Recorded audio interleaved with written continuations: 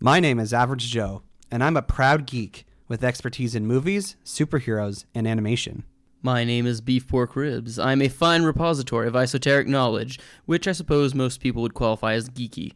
Though I dabble in many fandoms, my main areas of expertise are anime, movies, and Belgian comics, with a strong recent insurgency of D&D. Our mission is to bring nerd and geek culture to the masses by sticking it all under the microscope. Welcome to the Bat Jar Podcast.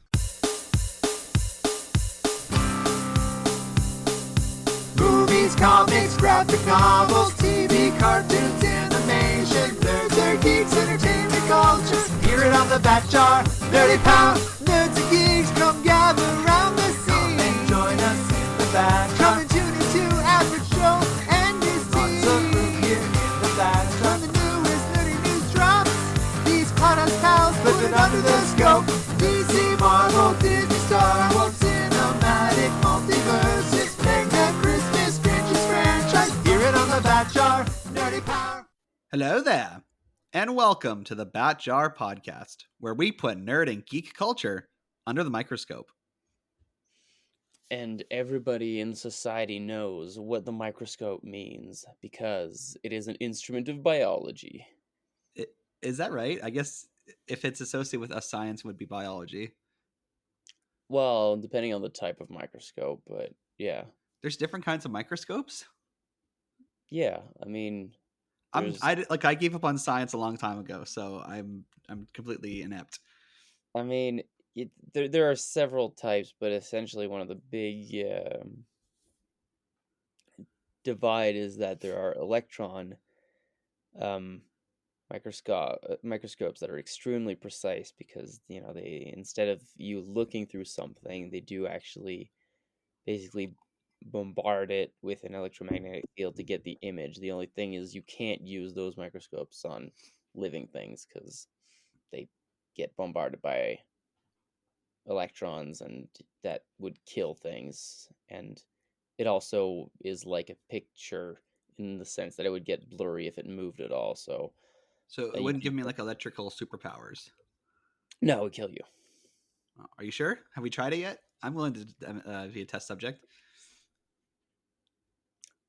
I don't think it was actually tested. I think you know, we're doing this thing that uses enough electricity to kill an elephant, so we're just not going to try it on anything because we know it would. Oh, okay. Fair enough. Or burn a hole through something, you know, that kind of thing. But also I think the fact that you can't move at all because, you know, a picture can still get blurry if you move slightly, and that's, you know, using photons. Well, I guess it's about the same level of detail. Huh.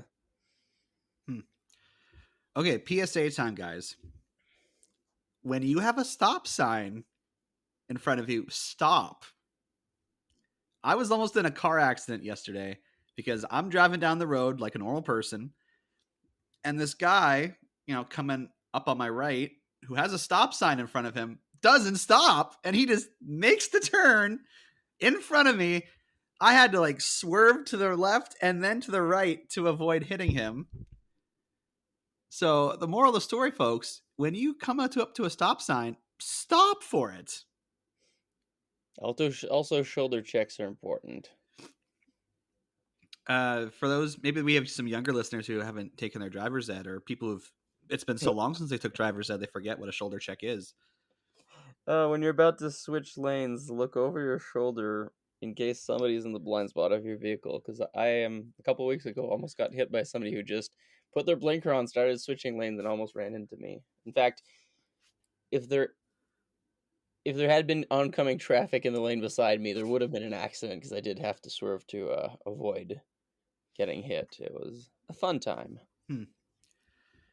Well, I'm glad to hear we both made it out of those almost accidents alive.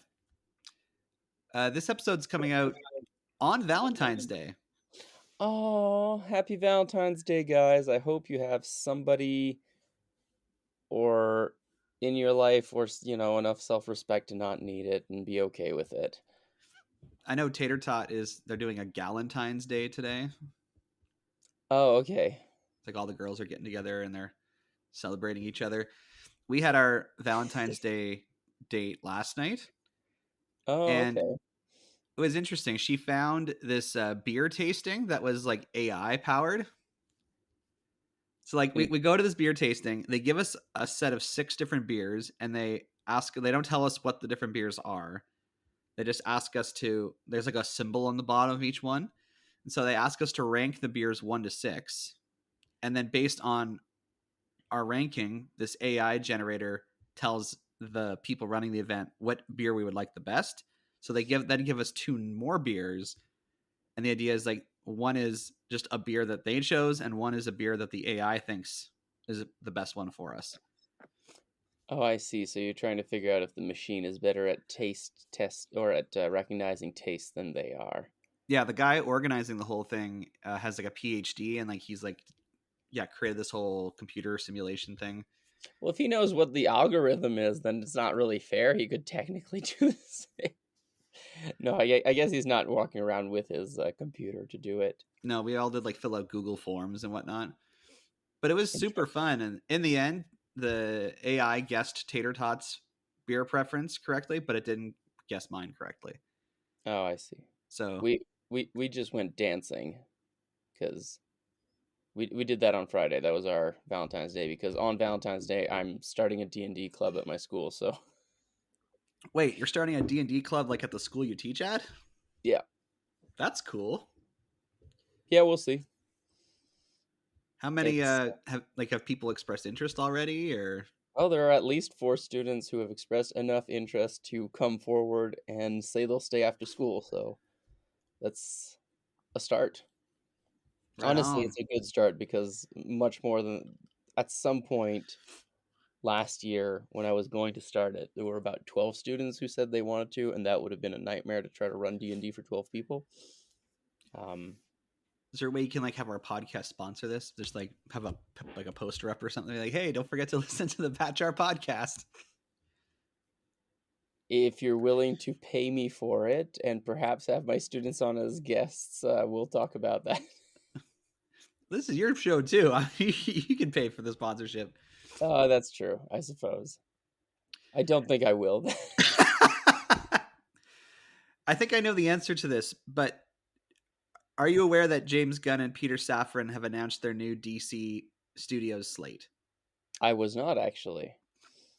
Okay, that's what I guessed.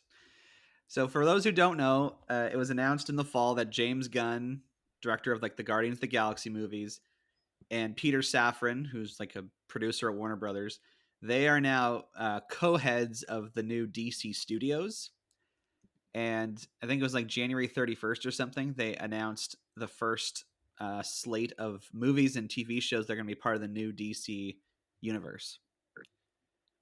They announced 5 movies and 5 HBO Max shows. And the first one that will happen is a Superman movie called Superman Legacy in 2025. Okay. And they're dividing. They're not using the word phase like Marvel to describe their kind of like they're calling them chapters. So chapter 1 is called Gods and Monsters. All right. Well, that's promising, I guess. I don't know. It feels like almost resetting what the new Shazam movie would be, or is that fitting into it? So what they've said is that Shazam and then the Flash, like the Flash is going to have a reset. It's going to be like Flashpoint. And then they said the Blue Beetle, which comes out in August, is like not connected to anything. So they're like, if it's received well, we can find a way to kind of fold it in. Right, but they're gonna do what they were doing at the beginning of the MCU with movies. Just put out good movies, put Easter eggs, and if they do well, the Easter eggs turn into something real. If not, well, let's be honest, they've been putting Easter eggs in movies for a long time. Yeah. I'm not sure what's going to happen with Aquaman next December, because if the universe has reset at that point, does that mean this is an Aquaman that's like set in the new universe, or is it going to be like a kind of like final farewell to the old guard, kind of like how Black Adam was the final movie for the DCEU, or how like New Mutants was the last for the Fox. I was thinking more like how Black Widow was a retcon-ish path set in the past and didn't work. Could be like that. So they're not, and they've also established that both the Joker sequel and the Batman sequel will be Elseworlds projects. Okay. So it seems like they're hanging on to that Elseworlds banner so that movies and shows can be made outside of like the main kind of continuity they're trying to make. Honestly, yeah, I think that's a good decision and that Marvel should take it too, but uh, Something that's had some people worried is they've made it clear that going forward in the DCU, characters will be played by the same actor in movies, TV, animation, and video games. So oh, that's because they mm, like, that's so a for example, controversial statement to make. well, because like for example, one of the first things that's going to come out is this animated show called Creature Commandos, and therefore like whoever they cast as the voice actors for that, they want them to be able to be actors who would then play the part when those characters show up in live action things. I mean, that seems pretty nice, but I feel like there's going to be a lot more of the opposite, where you're going to get a lot of actors stepping in and taking job from voice actors. I don't know. I just feel like the ratio is going to shift more in that direction than the other, and that's, I don't know, kind of unfortunate. Yeah, it'll be interesting to see what happens. Especially because DC has a few characters that had very iconic voice actors. You know, it's going to be interesting to see how that goes. Like, are they going to make a Teen Titan movie now? Because those are very well established voices. They've established that Teen Titans Go counts as Elseworlds. No, I know, but if they keep, you said the same character, is it the same character within the same universe only? I think when they say that, they're referring to again like their main DC universe. So Okay. things like Teen Titans Go, where they already have established voice actors playing the characters, they're not going to like. Yeah, no, I just mean that like Cyborg is also in the DCEU right now, and if they do video games, is it only video games that'll? Because almost no video game is in the main continuity. So far, but I think that's the idea going forward, is that it is all connected. Mm. Or maybe they'll just slap Elseworlds on it. Yeah, hopefully. Like for example, there's a new show called Gotham Knights that's like now airing on, or it's going to be airing on the CW, and it looks terrible. It's like Batman has died, and his adoptive son, who isn't any of the Robins, he's like a new character they've created. No, And it's not even Damian. it's not even Damian. Because I don't like Damian Wayne, but at least he exists and would cover that role. Anyway, I'm sure that show will get canceled. And then I'm sorry to hear you don't like Damian, because they have announced one of the movies is going to be called Brave and the Bold, and it's going to have Bruce Wayne and Damian as Batman and Robin. I just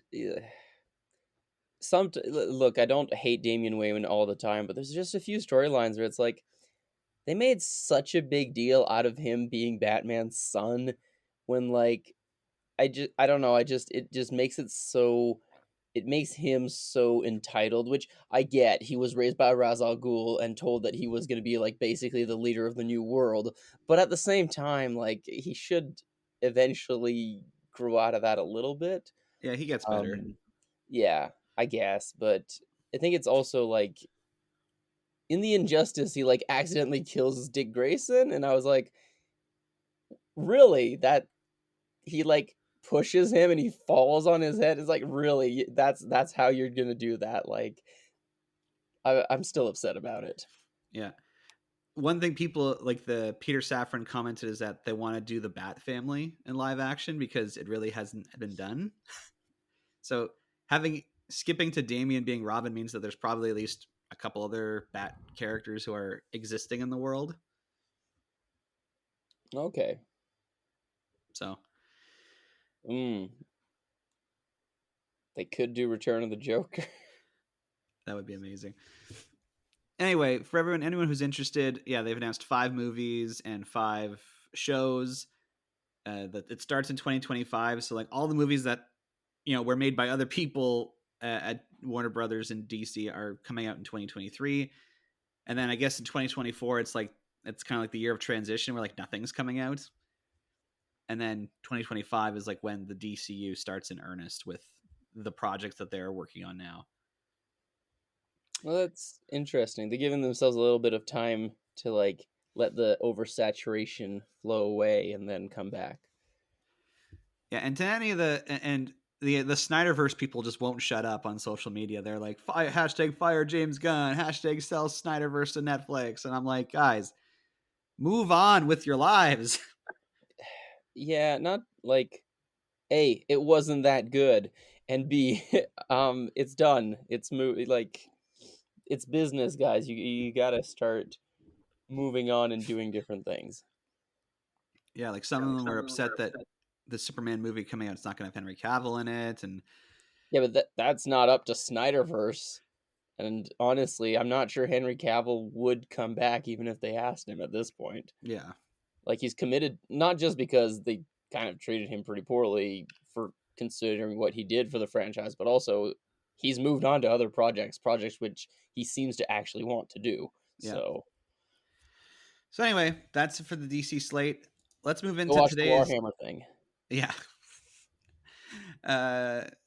Let's move into today's topic. So, Biopunk. This was something that our person, the only person who seems to email us these days, Dante DeLuca, suggested as a topic.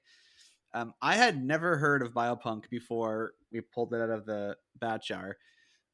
Beeper, from my recollection, you were at least familiar with the term. Yeah. I mean, I had heard it used a couple of times, but mostly, I know what cyberpunk is, and so I extrapolated what it would kind of be. It's funny because I was looking at the list of things you sent me, and I'm like, some of these are kind of cyberpunk too. So it's I think the definition goes a little further than what I thought, but I do understand kind of what it works around. Yeah, so in researching this topic, it seems as though there are a lot of different punk genres of fiction. And as we mentioned, Bunch of people feeling lucky. So it seems as though that, yes, biopunk is like a cousin of cyberpunk. So let's start there. Beeper, here is the definition of cyberpunk from Wikipedia. Can you read this for us? Cyberpunk is a subgenre of science fiction in a dystopian futuristic setting that tends to focus on a combination of low life and high tech, featuring futuristic technology and scientific achievements such as artificial intelligence and cybernetics, juxtaposed with societal collapse, dystopia, or decay. So cyberpunk is something I'm pretty familiar with. It makes me think of like neon lights and... Which is funny because I think like the original one is steampunk, right? But as far as I know, steampunk is not specifically correlated with like dystopia, right? Like cyberpunk is usually just a kind of like a what if scenario that, kind of what if steam engines had become more perfected, rather than if electricity kicked in, right? Yeah, steampunk is, as according to Wikipedia, is a subgenre of science fiction that incorporates retro-futuristic technology and aesthetics inspired by the 19th century industrial steam-powered machinery. Yeah, because to a certain degree, like Full Metal Alchemist is almost steampunk. Oh, I would say it is. It has... And yeah. And definitely the weird alternate future, which Edward ends up in the original series, had steampunk, a lot of steampunk elements to it. So yeah, but that's the thing, is like it doesn't. I don't know where the dystopian thing came in. Probably just because it's in the future and people are like, oh, in the future things are gonna be terrible. Well, that might be something more unique to cyberpunk because, yeah, looking at steampunk, it's like it seems like it's more about the visuals, yeah, than like the themes and the stories that are told. Yeah, and like, because maybe it is just like a sci-fi thing. Like people do like to make dystopian science fiction. I mean, they've been doing it for years, and Sorry, I just was reminded of something I read as a kid. That there is a story called Paris in the 20th Century, which is written by Jules Verne, the guy who wrote 20,000 Leagues Under the Sea. So like one of the OG sci-fi guys because he was doing actual science fiction. Because submarines didn't exist at the time he wrote that book, or not in that capacity. And it is like a dystopian. Everybody must do science, and like arts. People who do arts live on the street and have absolutely no place in society, and like very much what a lot of dystopian sci-fi ends up being. And I'm like, wow, this guy wrote this you know, like 150 years ago. Yeah. So yeah, steampunk. It's for me. It's like it's a visual. Like it's easy to imagine what the clothing looks like and what the technology looks like. Um, but yeah, I don't necessarily associate it with a negative outlook on the future in the same way I would with cyberpunk. Yeah, and I think that's probably why I was talking a lot about Arcane, because like it has, although Arcane is this weird offshoot of steampunk because it's hex tech, which is where like magic has elements of science in it. But then it also does like chemtech, which is the same thing but with like magic mixed with like chemistry. Um, but yeah, again, it's very much about the aesthetic rather than like the themes. Also, I've learned there's like 24 different punk genres now. It's really kind of Oh wow. gone all over the place. But we've been asked to talk about biopunk, so But is it like kind of how like subgenre of metal, pirate metal is a thing because there's one band who does it, or good question. because that would be interesting to look at, because I do like, yeah, I know that like subgenres of metal have a similar thing where it's like there's like three people who do that, and it became a subgenre, and then people were like, yeah, but actually it's just this type of metal, just they decide to slap on pirates onto them. Now, humorously, when we get to the biopunk page, the first thing it says is this article is about dystopian, cyberpunk, and science fiction subgenre. For real life citizen science and advocacy movement, see do it yourself biology. Oh man, that just sounds like when I was in high school, right, deciding what I wanted to do when I grow up. There were two different programs at the two universities in Ottawa, and one was biomedical mechanical engineering, the other one was biomedical electrical engineer. And I was looking at which one I wanted to do as to like which modification to my body could I make if I went far enough in this. It kind of sounds like that. The Wikipedia is like, yeah, you can make artificial limbs for yourself. Why not? So again, this is based on Wikipedia, so who knows how how accurate this is, but they define both steampunk and cyberpunk as subgenres of science fiction, whereas they're calling biopunk a subgenre of cyberpunk. So So it's like a second, yeah, it's like a second degree, like a subgenre, yeah, that's a kind of interesting one. which I guess makes sense when you say, oh, like the examples remind me of cyberpunk. It's like maybe it's just natural for biopunk stuff to have cyberpunk elements. Well, I think so because like take I don't know if it's on the list, but like I guess it does apply. Ghost in the Shell, right?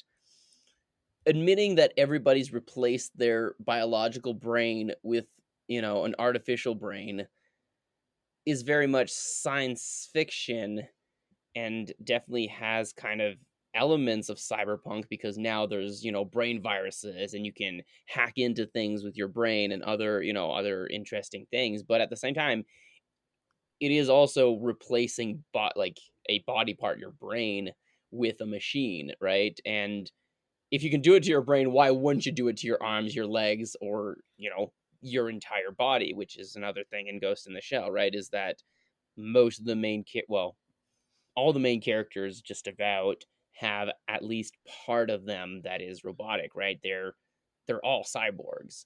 Um, Not to be mistaken for androids, which are a different thing unless you're in Dragon Ball. All right, so now let's get into the definition of biopunk. All right. Biopunk, a portmanteau of biotechnology or biology and punk, is a subgenre of science fiction that focuses on biotechnology. It is derived from cyberpunk, but focuses on the implication of biotechnology rather than mechanical cyberware and information technology. Biopunk is concerned with synthetic biology. It is derived from cyberpunk involving biohackers, biotech, megacorporation, and oppressive government agencies that manipulate human DNA. You see, that's the thing. That second part, to me, is more cyberpunk than biopunk. Because it specifically talks about biohackers, right? And like I understand that, oh, I guess they could control other limbs, but not really. As when you're going to the nervous system, it feels a lot more like cyberpunk. Especially anytime you have the word hacker, it's like, well, you can't hack without cyberspace. Yeah, but then again, I think they're just kind of co-opting that term because the point of a biohacker or do-it-yourself biology is to basically, like, when they use the word hack, they don't mean like use a computer network. They're basically trying to enhance their body with biotechnology. Like they're trying to, and like they're Right. like, we both lived in Ottawa. There's a farm run by the government, and there was always like a rumor that they were trying to mix spider and goat DNA so that they could have goats that spun spider silk out of their like udders. Yeah, okay. I guess that's if that's what you mean. That that's weird. It kind of like so. I guess Bane would be biopunk. Yeah, yeah, that actually be what it would be a good example of that. Yeah, I was trying to think because there's a lot of examples of like slight augments or like switching things around. But yeah, I guess that's even just so. So like your Does example that of make Ghost in the Shell, it's like that's about a compute, like changing a part of your body with a computer. It's like because it's technology based and not biology right? based, it'd be more Okay, so cyberpunk. so I guess it is okay, yeah. So it's more like altered carbon where it's like you can clone yourself, but clone yourself without certain defects or Exactly. something like that.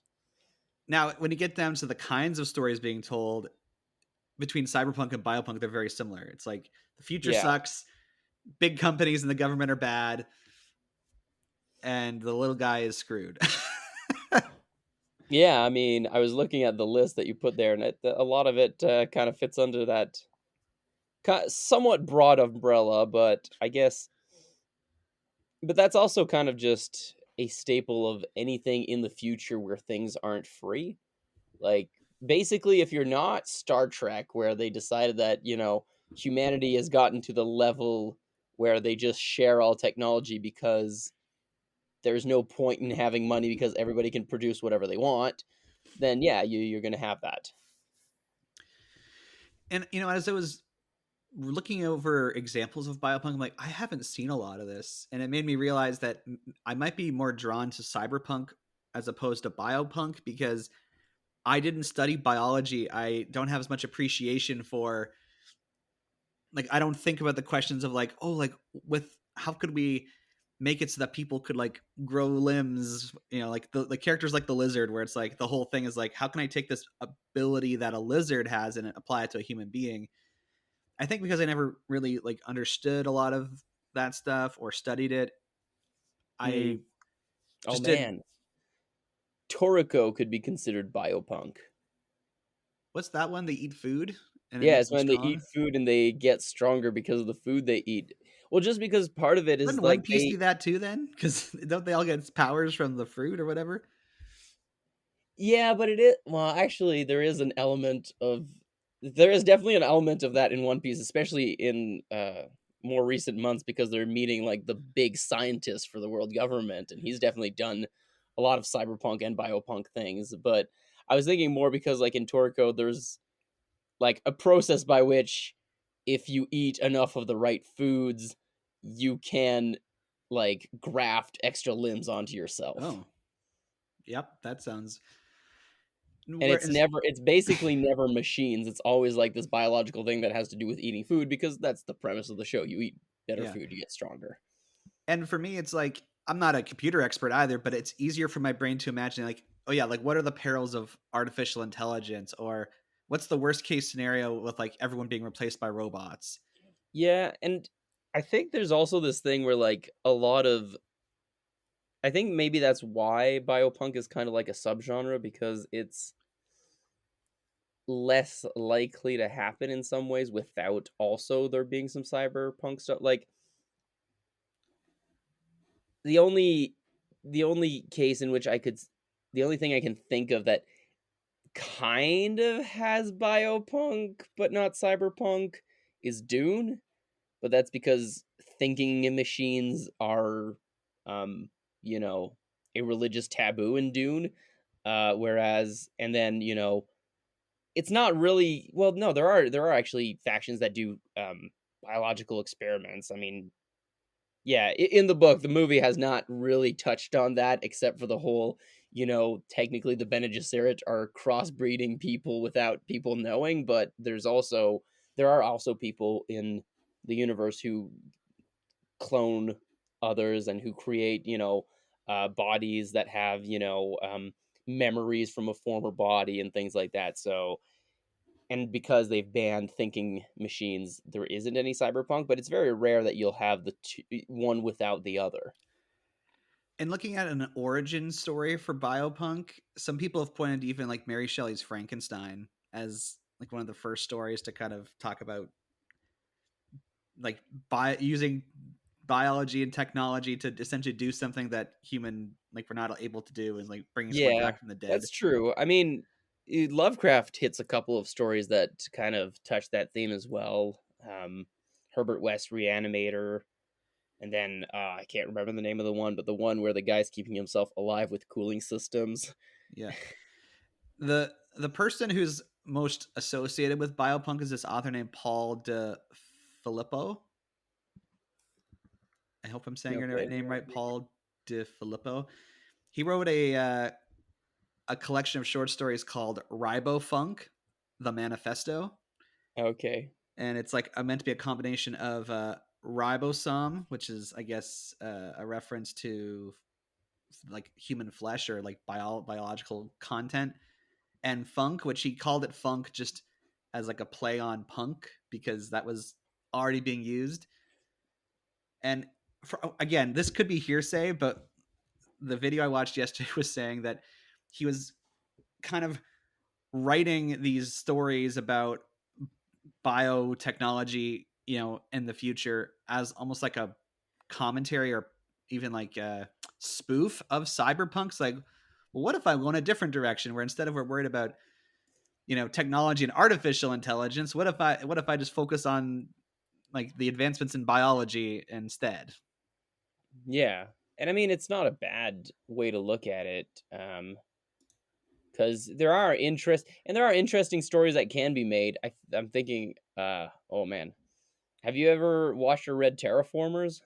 I've seen memes about it and how it Okay. had to be insanely censored in the Yes, anime. well, e- other than its extreme R rating, but like the basic idea of like there's a bunch of people who have like animal DNA spliced into their actual DNA, right?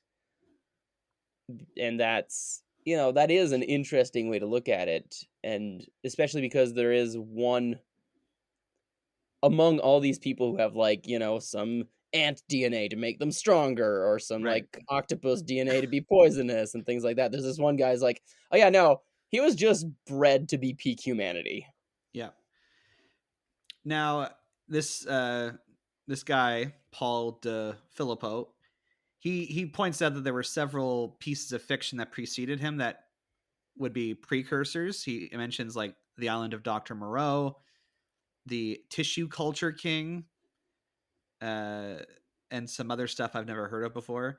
So he like this guy doesn't really like claim ownership of this subgenre, but certainly it seems that there were a handful of different stories that kind of touched on this concept, and then he put a name to it.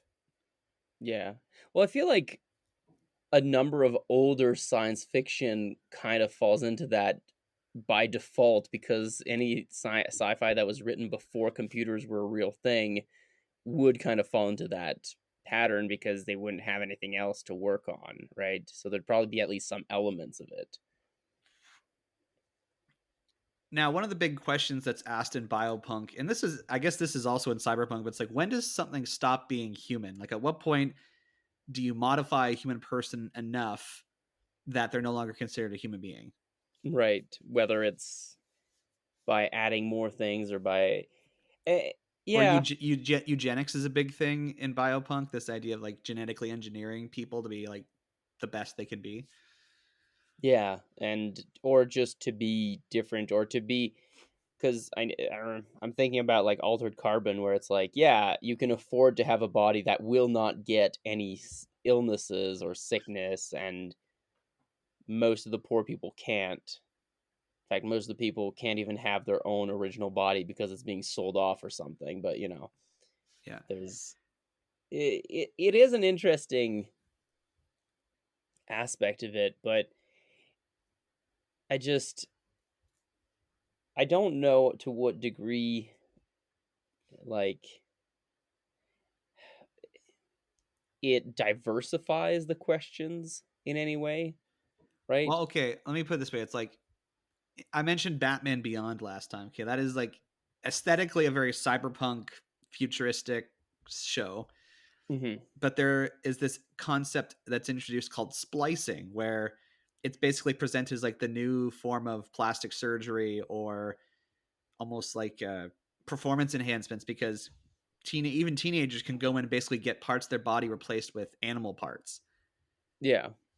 And so you see people in the street, they have like snake eyes, or they have bull horns, or they have a monkey tail or something, and that's just part of the world that you can enhance your body that way.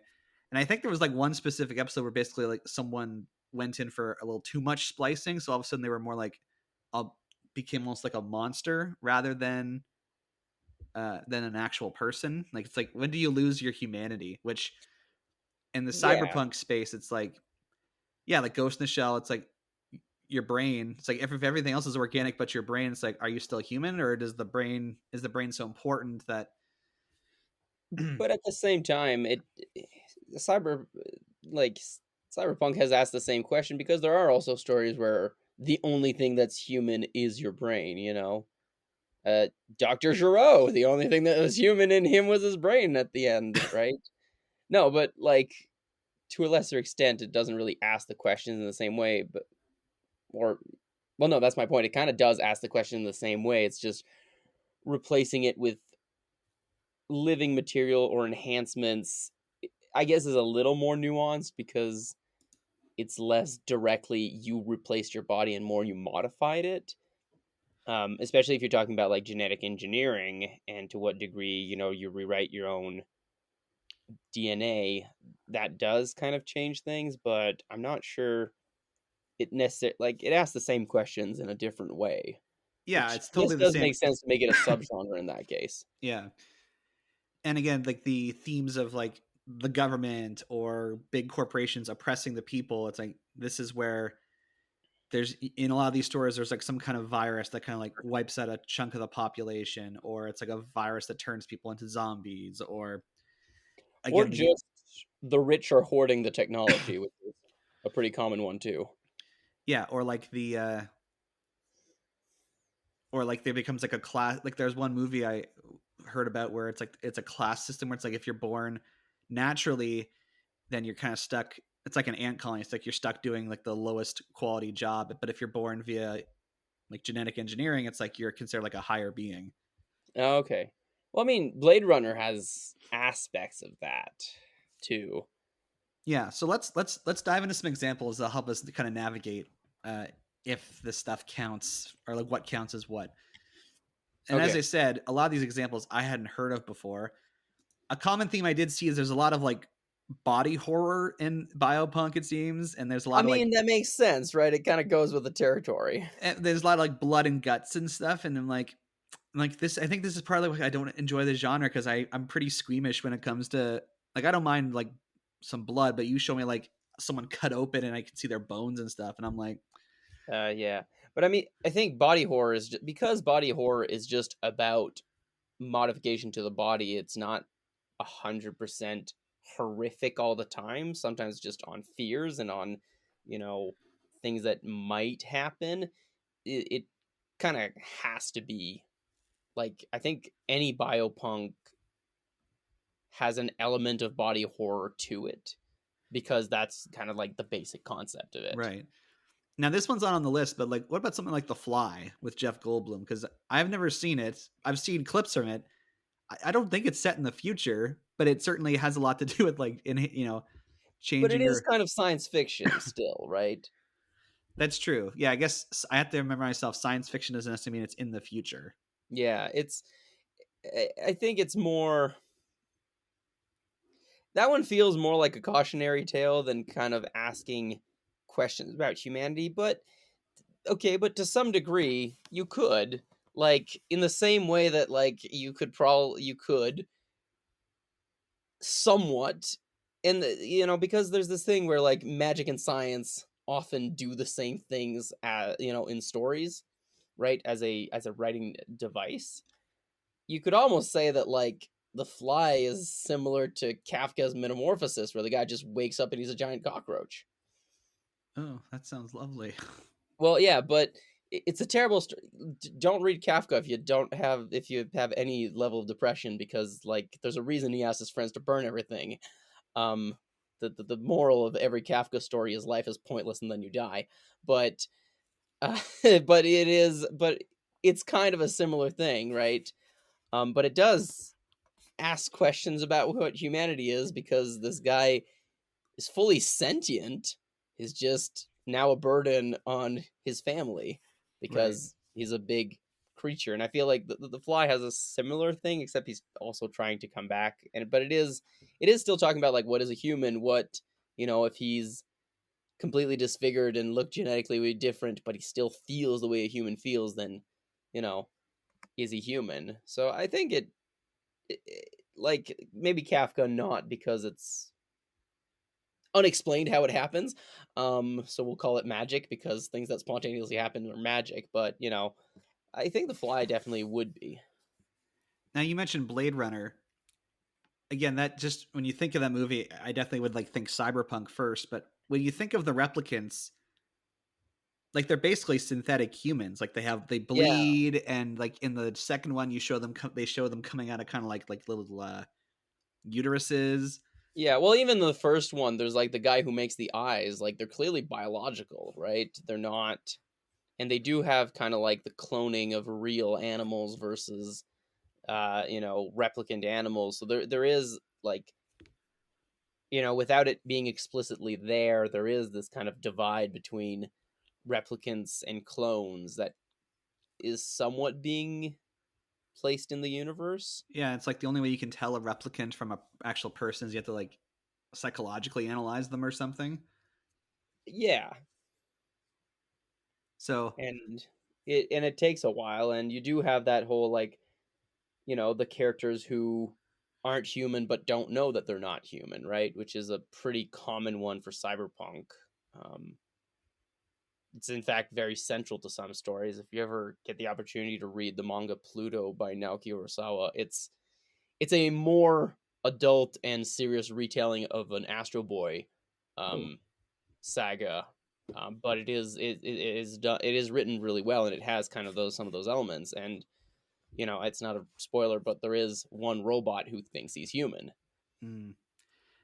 Now I would go as far as say because the replicants and the question of like they're are they human or not is so central to Blade Runner, I would be happy to like slap a biopunk on this rather than cyberpunk.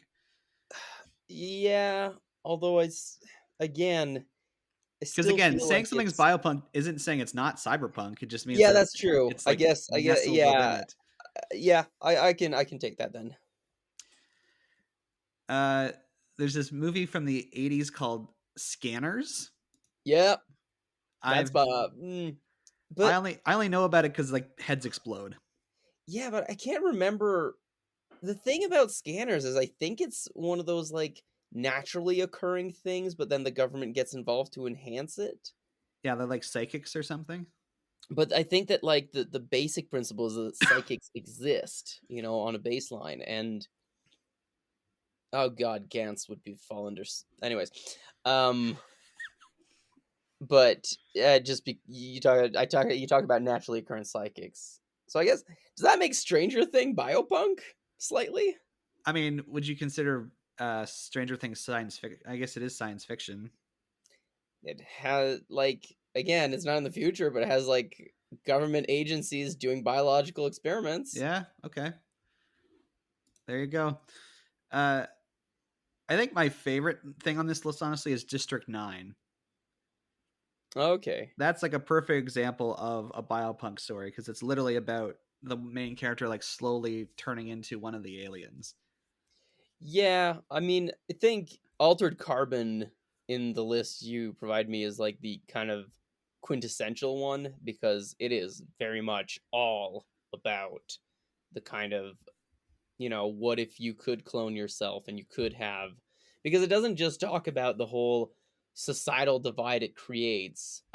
First off, between the first people who were able to clone themselves and keep living longer, who have kind of become like the aristocracy of this world, but also just like the difference it makes on whether you have money or not, you know, what body you get.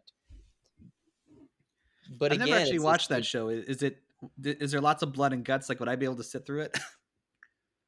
yeah, I think yeah, you could probably. It's no, it's not super bloody. Like it's a little weird, and I'm not gonna lie, I binge watched it in like a week when I was sick, so some of it is a little blurry in my mind, but it is very much that type of like it is, I think, a quintessentially biopunk story, Right. right? Because it talks about artificial bodies, it talks about cloning, it talks about taking over other people's body, talks about like what if you know, basically you can brain swap just about anybody, you can grow better humans, you can like have your own cloning machine at home. There's like government restrictions, Have you but the seen rich don't District really 9 have to though? follow them. Have you seen District 9? I have seen District 9, yes. That it's a great story. It's like he starts out as like the villain of the piece, and arguably he becomes more human the more he turns into the alien. And it's about a government subjugating people. It's definitely it's kind of like it's like set a little bit in the future, and then it has a good like parallel to like real world stuff that's happened. Yeah. It just, I feel like District 9 falls more into just straight up dystopian than Biopunk. Just like I understand what you mean, like the central theme of it, but it also like there isn't. I feel like the world. It's again, if you go into like Biopunk as being an aesthetic choice, encompassing the entire world rather than just the central the story of it. Altered Carbon is more biopunk because it's more like everything in the world runs around these concepts, whereas in District 9, our specific story really runs around it. All right, how about Akira? See, that's the oh, Akira, yes.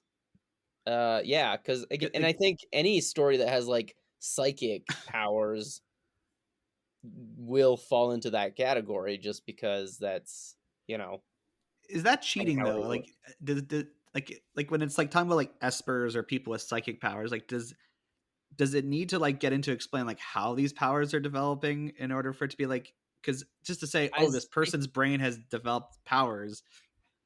See, the thing is, as soon as you say it's the brain and there's a biological reason behind it and not just they were born with special powers, yes.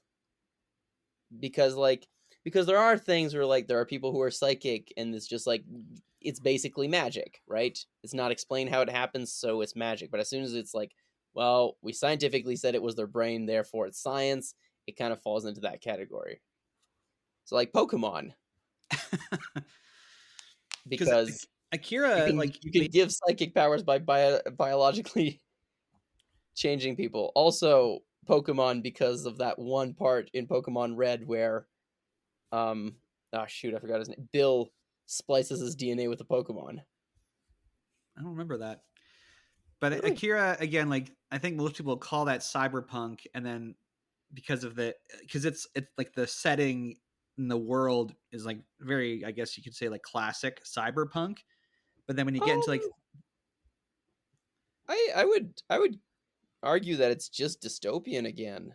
Like, I guess, yeah, again, they're not. I guess they're not really exploring the impact of technology. It's everything is futuristic and yeah, depressing. but even there, it's a future that was, and again, I think because it's a future that was caused by what, to all intents and purposes, seemed to be a nuclear explosion, but you later discover wasn't. But like, then it's more just like a dystopian future, but and again, because what they focus on, like, there's no artificial intelligence, there's no limb replacement, Yeah, there's no person who has specific information or hacking skills. It's very much just this one little government agency that's doing biological experiments on children who have psychic powers.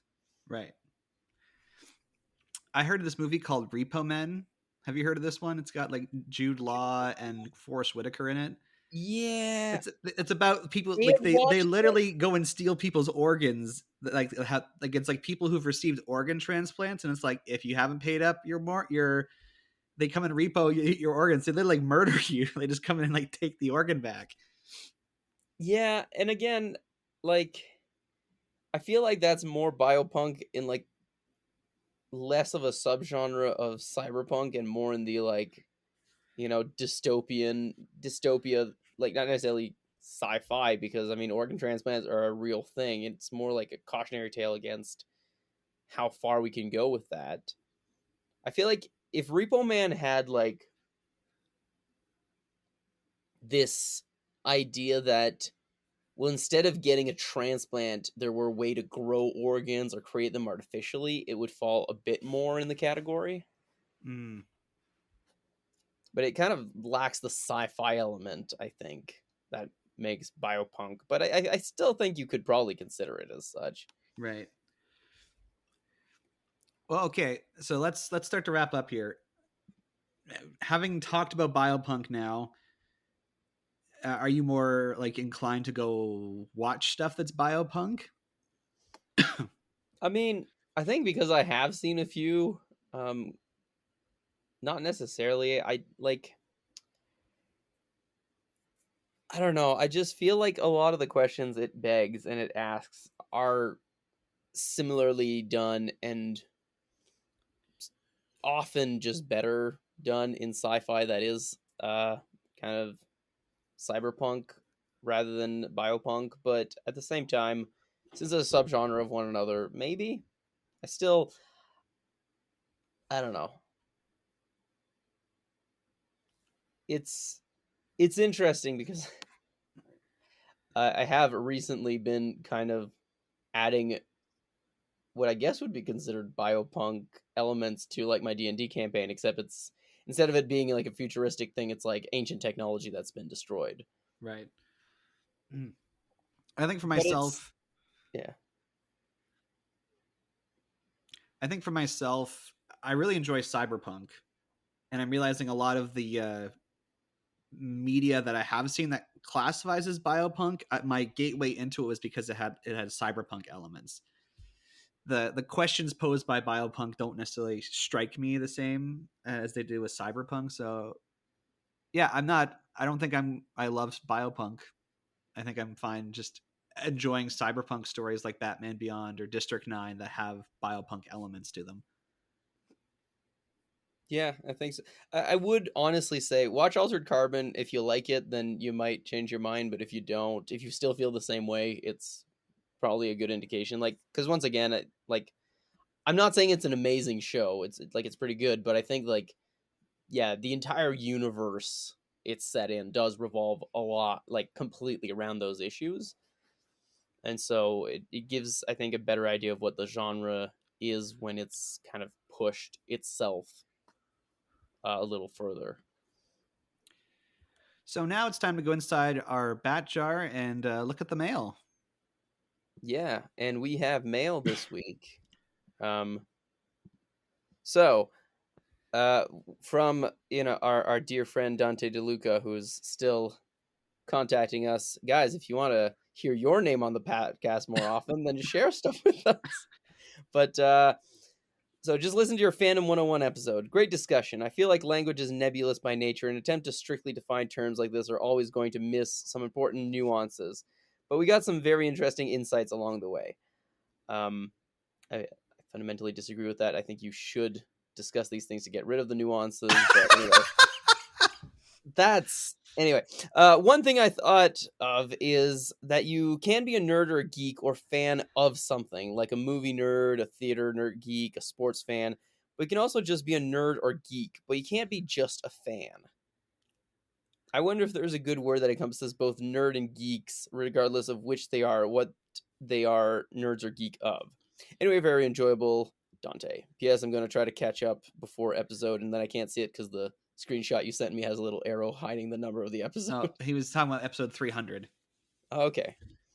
Which is very ambitious for him. I think if we continue at our current pace, we'll probably hit episode 300 around July.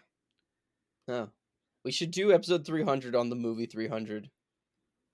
Yeah, I actually have never watched that, so that wouldn't be a bad idea. Oh, excellent. Well, you heard it here first, folks. I mean, it's a comic book movie. It's true. It is. So his question there about finding a word to describe both nerd and geek, I would say like fan, honestly, but then he's like, yeah, because I guess I think part of it is also that we are having a discussion in a post-geek world. No, but like in the sense that we're not really in a place where nerd and geek have the same kind of definition they started with, where it was very like derogatory. There's been a reappropriation and things have changed, right? And I think that's the thing is like, is there a word for somebody who's just a fan? Well, a fanatic, right? And that's where the word comes from. And I don't think there's necessarily like, again, because the more I feel like the more that geek and nerd start being reappropriated as positives, the less they're going to have this kind of just general image that it conjures up in people immediately, right? Like because nerd and geek were used kind of as, and geek even more so, because geek is an older term that used to like refer to kind of specific people. I mean, I just remember like I recently watched what was it? It's called Carnival Row or something. It's a old movie, but like the geek in a carnival was like the guy who's basically the missing link kind of thing, right? He was barely human and treated poorly by carnies, but the idea is that it's an old word that has kind of changed its definition, but it's because a fan didn't start as a specific derogatory for a specific demographics the way that nerd and geek did. That's why it doesn't really have a specific image, whereas the other two do. So I don't I suppose like fan needs a modifier. It needs like an adjective or something onto it. Yeah, but what I'm saying is the more and more we talk about nerd and geek, the more it's starting to be like that, right? Yeah. Especially as we are using it to talk about like movie nerd. Movie nerd is a subcategory that didn't used to exist, right? And I guess, I mean, if you want to get down to it, fanatic used to specifically only talk about religion, but like that was a long time ago, right? Yeah. And despite our best efforts to try and differentiate the terms of nerd and geek and fan, I think my experience, like just the general culture, is that those words are used interchangeably. They mean the same thing to like people who aren't as invested in it. And and I think it also depends on your language, because I do think that like in French, être un fan is a lot more generally used and geek and nerd basically don't exist in French because they're English words and they're used in English, right? So I think it also depends on which language you're speaking, which further goes into much more of a philosophy of language question rather than a defining what a geek or nerd is. Right. So yeah, thank you, Dante, for emailing, and you probably will catch, if you keep up every week, maybe, I don't know if you will catch up before we get to 300, but thanks for listening. And if you want to contact the show like Dante, we can tell you how. If you want to reach the show, you can send us an email at batjarpodcast@gmail.com. or you can tweet us at The Bat Cookie Jar. You can find the Bat Jar Podcast wherever you listen to podcasts, including YouTube, because we got a channel. Share our posts on Facebook, write reviews, give our shows a rating. This will help all people join us inside the Bat Jar, and we appreciate it dearly. Now, for our next episode, Ant-Man and the Wasp: Quantumania will have been released. I don't know how. I don't know how. Yeah, it's like, I don't know. I find that, in my opinion, is like the episodes work better when we've both seen the movie. So if it's not going to be realistic for you to see the movie the next 2 weeks, we could talk about something else. It's much more likely that I end up seeing The Way of Water, but I don't know if you want to talk about that one. I mean, we probably should at some point, or because I have seen the second Avatar too. So, all right, so we'll just say our next episode it's either going to be on Ant-Man 3 or Avatar 2. All right. So come back in 2 weeks. Happy Valentine's Day, everybody, once again, for our next episode on something that Disney has released. And until that time, I'm Average Joe. I'm Beef Pork Ribs. Catch you on the flip side. Make sure not to clone yourself too often.